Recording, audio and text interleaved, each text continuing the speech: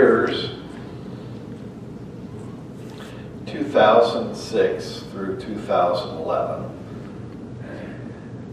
roughly 5 years, I probably aged 10 or 15. There was just a lot of stuff that happened during that time. It was very difficult. It began with my mom going into the hospital, and you know, I suspect we all have plans of how life is supposed to be, and sometimes then the rug gets pulled out, and it was just, we just always figured that, you know, between mom and dad would pass away first and mom would live forever, right? And in 2006, she went in, just wasn't feeling well, walked into the hospital in July just because she wasn't feeling good, and then passed away in August of 2006. Still, it mystifies me. Wegener's granulomatosis, it affects one out of every 3 to 5 million people in the United States. And it just wasn't supposed to happen. And then that's when we discovered my dad's dementia, and what one woman was taking care of now what took all of the energies of 3 boys who were left to try to take care of Dad. And you know, Dad ultimately, his dementia progressed where I had to admit him into the dementia ward at VA, at the VA hospital, and ultimately he passed in 2009. In 2009, mercifully, there was some good news that came about, and that was my first grandchild was born. But who says God doesn't have a sense of humor? Because I grew up in the Cold War. So who's the arch enemy during the Cold War? Russia. Russia. Would anybody like to venture a guess where my granddaughter was born? Russia. My son, when he and his wife married, they both were language experts, and each speak multiple languages, so they started teaching in Russia, teaching English in Russia. Great opportunity if any of you are looking for a job.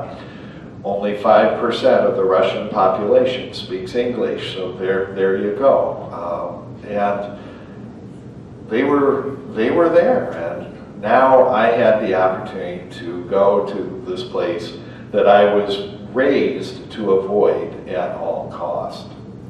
I'll still never forget standing in Red Square and seeing the tomb of Lenin and St. Basil's Cathedral, in the building where the KGB were housed, and just like, I'm not supposed to be here. And then the great irony of what was across the street, McDonald's. You know, who won the Cold War? McDonald's. But so I'm in Russia, and I have the opportunity to take a train trip, a mere 7 hours, to go to one of the most lovely towns that you can see, St. Petersburg, Russia. I'd highly recommend, if you have the opportunity to get to St. Petersburg, Russia, go. It's considered the Venice of the North, and it has all these little canals, and it's just a lovely, lovely place. And yet, St. Petersburg is this small little building called the Hermitage. It was one of the palaces of the Tsar. It has 1,000 rooms to it. It spans for blocks. It is in immaculate care and condition. Of course, it's probably 4 or 5 stories tall. It is this immense building, and it is used now as an art gallery. The Tsars collected art, and if the communists did anything worthwhile, it was probably this. They said, this artwork is a gift and belongs to the people, and we need to make it available to the people. And so when you go to the Hermitage, you see things from Michelangelo and Rembrandt, and it's all, I believe there are 3 million art exhibits there. So you really have the opportunity to see a lot of wonderful things. But perhaps for me, the most striking experience right off the get-go was after finally getting through the line and paying admission. And by the way, on the weekends, the guards are Mormon missionaries. So there were these blonde-haired, blue-eyed American boys in white short-sleeve shirts, black thin ties, and it was fun to see somebody that spoke English there. And what they didn't know is I had flown on the plane next to a person who in the Mormon church was the patriarch to the Russian church for the Church of Latter-day Saints. So not quite the Pope, but pretty close. And when I remembered his name, and so I asked this young man, do you know this name? And he snapped to attention and said, yes. And I thought, maybe I should have paid more attention to the guy I was sitting next to. He was obviously very important. But as we came to that staircase, and I highly encourage you to go home and to Google Hermitage Museum, look at the pictures, and pay special attention to this grand staircase, because it is elaborate beyond all imagination. The wallpaper and the decor, and as I stood there, I found my eyes tearing up. Now, those of you who know me know that I can get emotional over the assembly of a gas grill. I'm a softie, but this was a very moving experience to see that. And the reason why it was a moving experience is because, you know how sometimes a thought just pops through your head? And the thought came through, and it said, this is what your mom and dad see every day. We've been looking at what are known as the 7 I Ams of Jesus.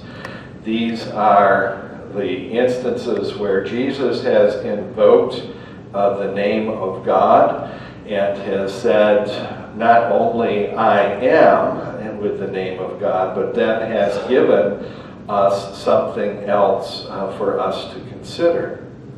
Last week we talked about I am the light of the world.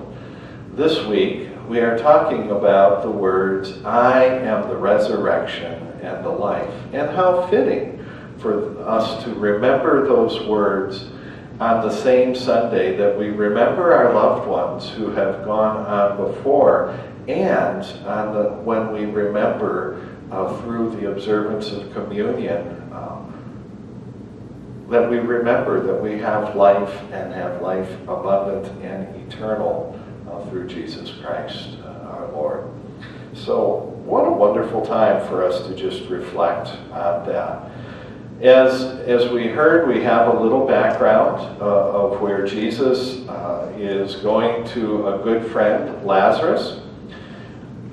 He hears that he is sick. He purposely waits before he goes. Lazarus dies. He then tells the disciples it's time to go. Lazarus is sleeping. They interpret that to mean Lazarus is getting better. And that's when Jesus says, and this is where our reading picked up at, no, Lazarus is dead. And then we read the dramatic encounter with Martha, who says, you know, Lord, if you had gotten here sooner, my brother would not have died. And then we build to the words, some of my most favorite words of Jesus, that I am the resurrection and the life.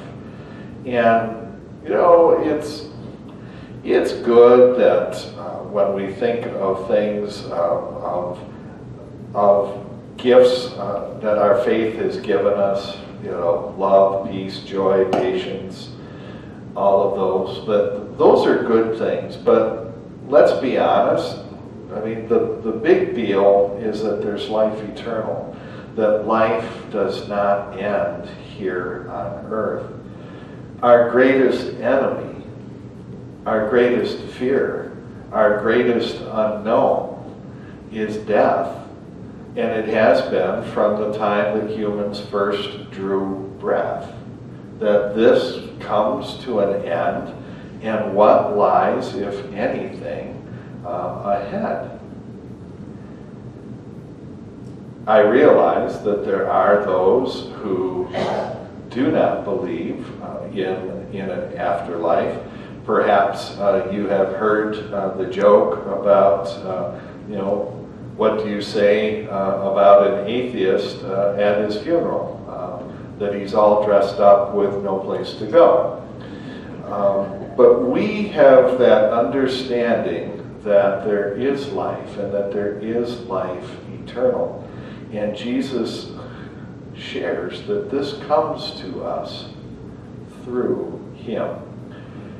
You know what's interesting, we didn't read the text, but Lazarus is raised from the dead, and what's interesting is that people who thought that they knew what God wanted and who proclaimed to be God's teachers were more interested in having Lazarus killed and dead again than in seeing him alive. The author C.S. Lewis has said that the church should recognize Lazarus as the first martyr. And think about it, he got death over with. His ticket was punched.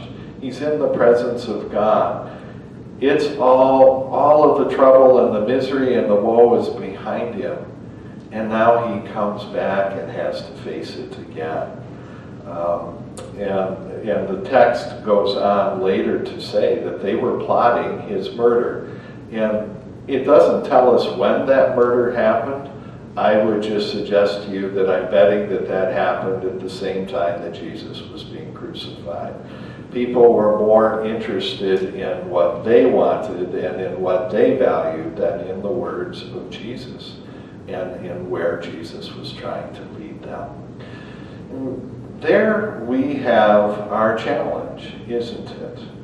Our challenge is, can we dare to believe in life and in resurrection, even to the point of allowing it to bring about resurrection and newness in our life?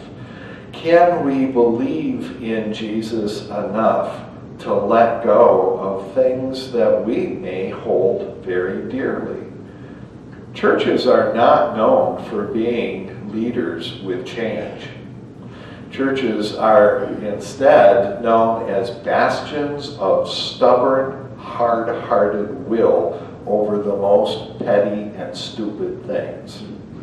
Would you like to know how I feel? There was just this past weekend a leadership conference that I had the opportunity to go to, and one of the speakers was sharing of this tremendous joy that they experienced at the Church of the Resurrection in Leawood, Kansas. Church of the Resurrection is it is the largest United Methodist Church in the United States, 23,000 people. And they had contemporary service, they had liturgical service and contemporary service. Liturgical service at 9, contemporary service at 10:30, because their understanding of those who liked, the younger people who liked that kind of service would like the chance to sleep in a little bit.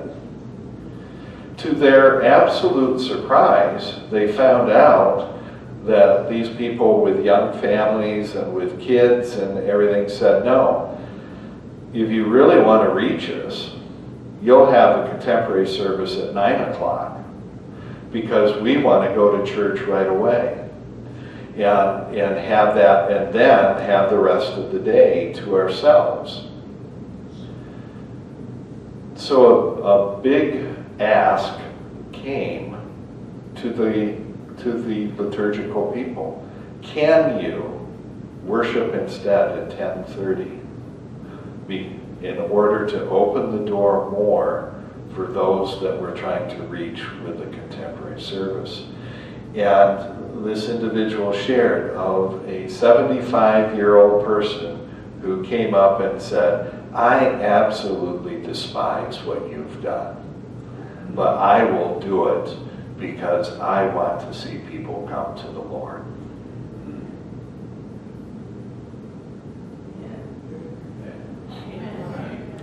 That's right. That's resurrection. Death can be a good thing sometimes when we allow something to pass and allow a new life to come. Isn't it wonderful? I love the Isaiah passage. Those of you who follow me on Facebook know that Tina and I love to go out and go places and eat things. And so the Isaiah passage is wonderful because what do you see in the Isaiah passage? The finest, richest meats with aged wine and a tremendous banquet in the presence of God. We have that to look forward to. We have that to look forward to and to proclaim that surely God is my salvation. When we share in communion today, we are rejoicing in the fact that Jesus is our Savior, who through his life, through his death, through his resurrection, has opened the doors to us for life eternal. Now, what's wonderful about our table is that, I should really say, what's wonderful about communion is it's the Lord's table. It isn't Webberville's table. It isn't the United Methodist table. God gives his love and invites all to come. And we believe that all are welcome at the table. Now, we also understand that some people come from a religious tradition or a background where they choose not to come. We respect that, but we just want everyone to know that if you don't come, it's your choice. It's not us telling you to stay away.